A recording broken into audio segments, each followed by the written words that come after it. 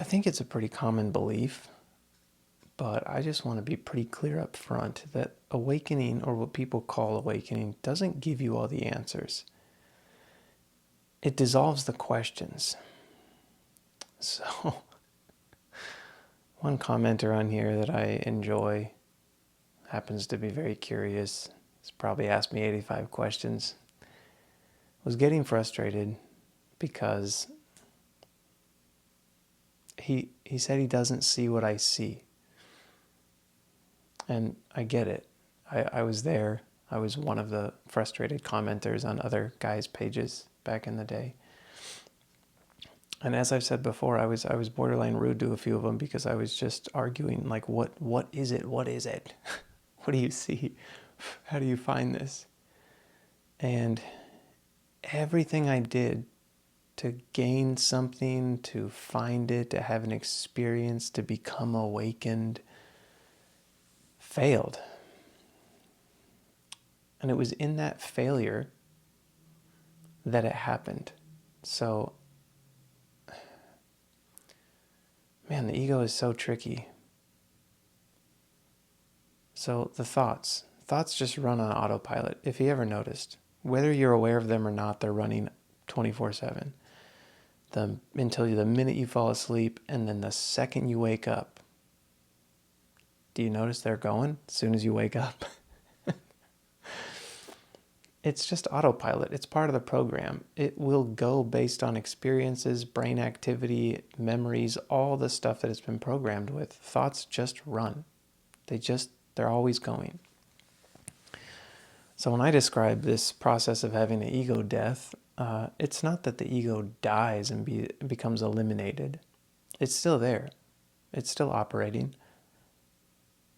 But I'm so aware of it now that it's not a big deal, and it doesn't really trip me up that often. It does still sometimes.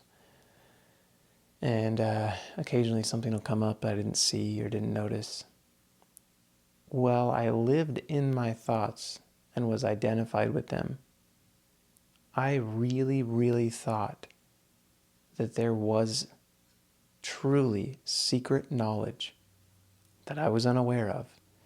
And if I found the right knowledge in the right book, or figured out the right practice, or meditated in a certain way, did certain breath work, I honestly, it's embarrassing to admit, but I honestly thought if I found it, the right thing, the correct method, I would awaken.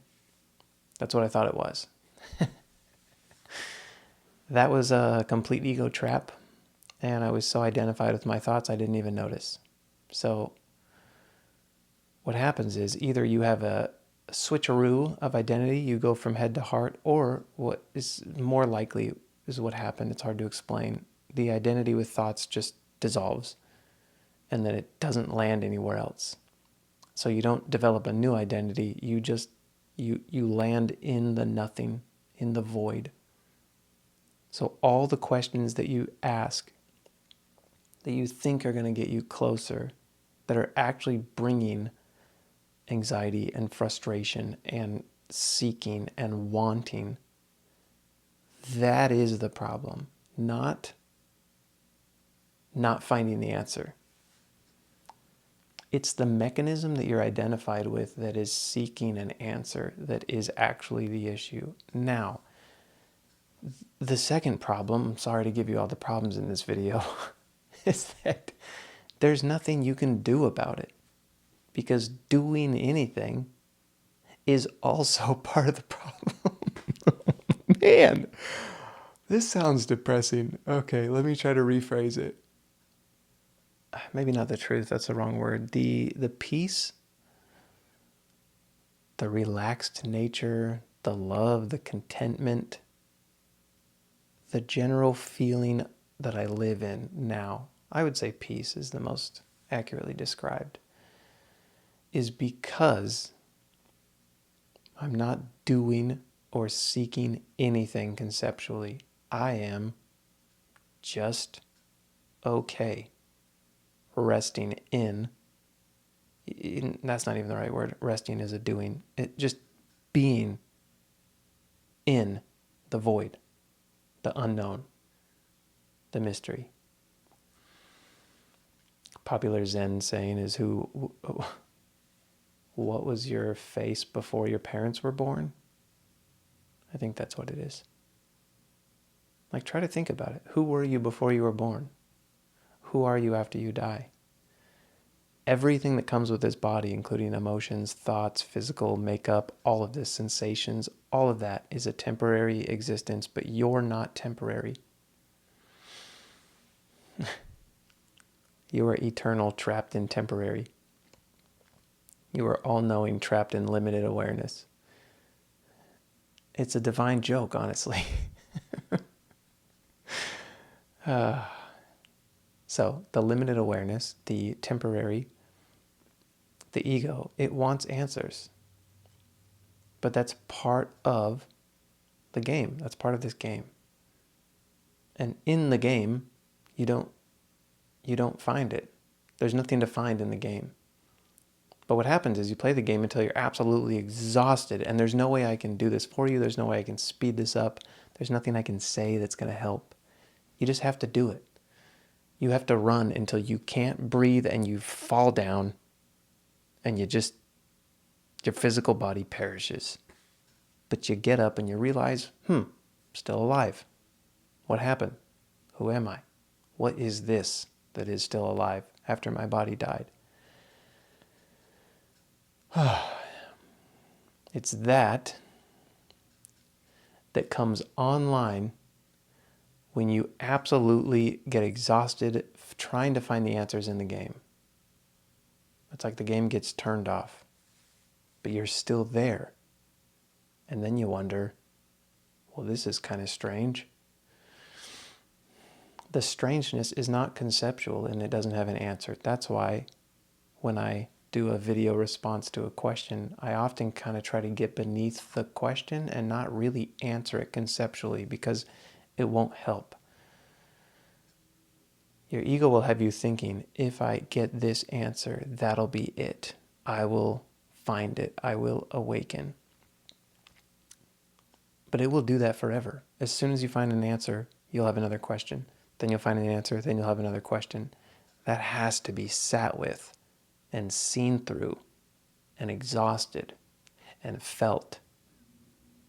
And when you do that long enough through meditation, self-inquiry, I don't know how other people, there's probably a million different methods to do it. It doesn't really matter.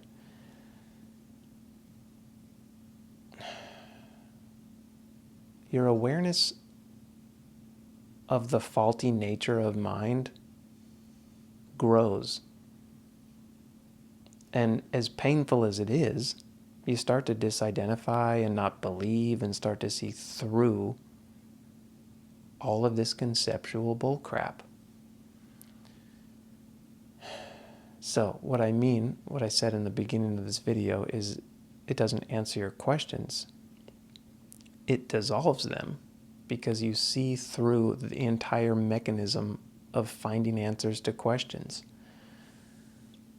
You know, we're born in this world not knowing anything.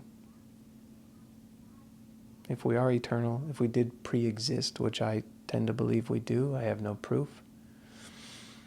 I just had an out-of-body experience, so I know that consciousness somehow survives the body, and if it lives after you die, it probably lived before you were born. Let's not even get into that.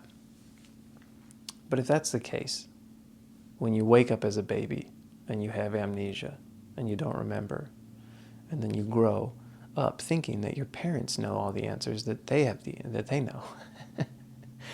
And then you get to your parents' age and you realize, my God, they were all making it up too. They didn't know what they were doing, because I'm now that age and I don't know what I'm doing. It's a really scary revelation to look around and just think, holy crap, everybody knows nothing. Everyone's making it up as they go. Everything that I do and look at and use, and products and cars I drive and my job, it's all just made up. People just had an idea, made something, put rules on it, put price tags on things. Completely arbitrary. None of this stuff matters. None of it's eternal. All of it will fade, decay, die. Truth is eternal. Concepts are not. Mind is not. Ego is not. There's no shortcut way for me to push you into it. What you can do is sit with your questions and really try to get to the bottom of them. Not all of them, just pick one. So self-inquiry works like you just pick a question like, who am I? Where am I? What was my face before my parents were born? Something like that. And really, really think about it. And honestly, some of these, if done right, will snap you into the process. An ego death, an awakening, whatever you want to call it. But it might be slow. For me, it was really slow. It started with a religious deconstruction. I started to have questions about what I believed as a Christian. And I thought, well, that doesn't make sense. That doesn't make sense either. Because I started to experience and really feel like I was doing counseling. I was attempting to heal my trauma. Till I figured out there's no such thing as healing nor trauma. But yeah, I was doing counseling at the same time. I was meditating. I was doing self-inquiry. And I was starting to feel love more often and stronger. And I was starting to not believe that God sent people to hell. And when you have one big question about a belief like that, kind of starts to scare you, and it dismantles, some other questions. And as you let go of things and forgive people and accept yourself for who you are, and just stuff just leaves, it kind of takes on a momentum of its own. And it started happening with me slowly, and then it sped up. And then so it started with my religious belief that got dismantled, deconstructed, and then it went into who I am, my identity, as a father, as a husband, because I ended up getting divorced. So then that identity got shattered. And then all these things that I have built, my beliefs, my religion, my family, like everything just started crumbling. So my questions were never answered. The beliefs I had and the questions I had were getting dissolved and dismantled. And as they left, although it was painful, I kept feeling more love and feeling lighter. So I just knew intuitively that this is it, that something is happening that is right, that is good. I don't know if you want to put a word to it. So I went with it. I felt it. My gut feeling was keep going. So I kept going. And eventually, I had what people call an ego death, and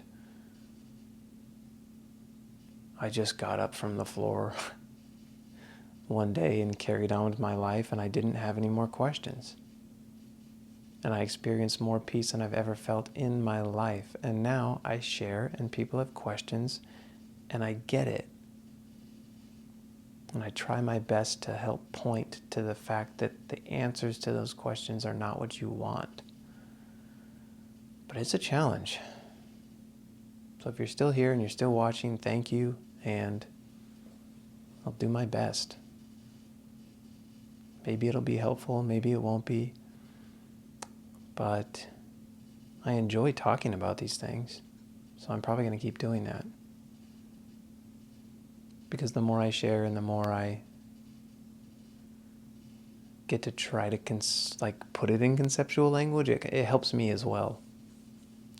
So I don't know if anything in there was of benefit, but if it was, awesome. If you have any questions, leave them in the comments. Maybe I'll make a video about it. And thanks for watching.